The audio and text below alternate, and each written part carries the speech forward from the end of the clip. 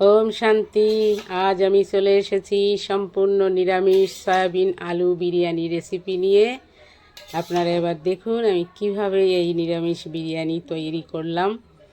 প্রথমে আমি বড় বড় করে আলুগুলো কেটে নিলাম, আর এদিকে মশলা, আদা, কাঁচা লঙ্কা আর 1 ঘন্টা মতন এই চালটাকে আমি ভিজিয়ে রেখেছিলাম। চালটাকে এবার জল থেকে তুলে নিচ্ছি।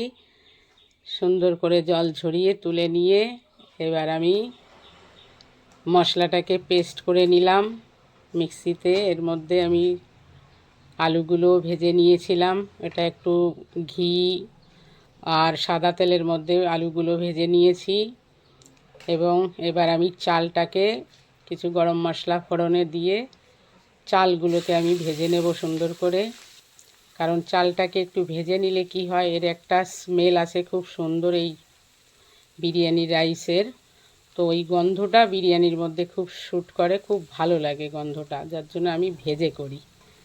তো ভাজা চালগুলো দিয়ে বিরিয়ানি খুব সুন্দর হয়, ঝরঝরা হয়। এইবার আমি চালটাকে নামিয়ে রেখে আবার তেল দিয়েছি কড়াইতে, দিয়ে এবার মশলাটাকে দিয়ে আমি একটু কষে নেব। মশলাটা হচ্ছে জিরে গুঁড়ো, ধনে গুঁড়ো, কাঁচা লঙ্কা, আদা এবং শাহি গরম মশলা দিয়ে মশলাটা তৈরি হয়েছে। মশলাটাকে একটু কষে নিয়ে আমি দিয়ে দিলাম সয়াবিনটা দিয়ে খুব সুন্দর মশলার সঙ্গে একটু কষে নিতে হবে। এইবার আমি দেব নুন, পরিমাণ মতন নুন দিয়ে ওটাকে দিয়ে একটু ভালো করে নেড়ে নেব। নেড়ে নিয়ে আলুগুলো দিয়ে দিলাম, আলুগুলো দিয়েও একটু নেড়ে নেব, ভালো করে মশলাটা গায়ে মাখিয়ে নেব। নিয়ে এইবার আমার ভাজা যে চালগুলো ছিল সেইটাকে দিয়ে দিলাম। এই চালগুলো সম্পূর্ণ ফ্রাই করা, দুটো কড়াইতে করেই করা হচ্ছে। অনেক লোক আসছে, 50-60 জন লোকের বিরিয়ানি করা হচ্ছে। এবার আমি দিয়ে দিলাম জল পরিমাণ মতন। জলটার পরিমাণটা দেখে নেন কতটা চালের উপরে জলটা আছে। এবার একটু, এটা হচ্ছে কেওড়ার জল দেব এবং গোলাপ জল, কেওড়ার জল, গোলাপ জল আর একটু মিঠা আতর, এটাকে বলা হয় মিঠা আতর। এটা দিয়ে এবার আমি ঢাকা দিয়ে বিরিয়ানিটা হয়ে গেল। এবার আমি বড় গামলায় ঢেলে নিলাম। এবার একটু বিরিয়ানির রং পাওয়া যায়, সেই একটু রং ছড়িয়ে দিলাম কালারফুল করার জন্য।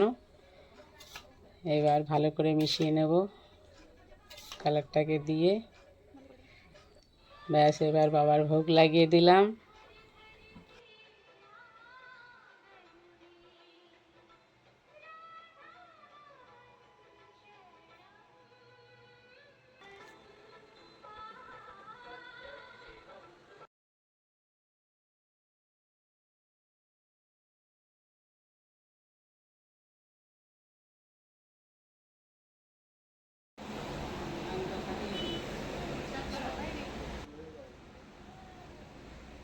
লাগছে দেখতে।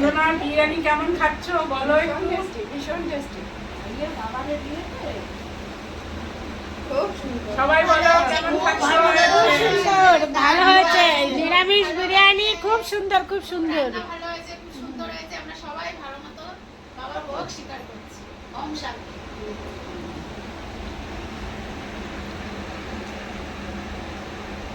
বলো বাবা, কেমন লাগলো?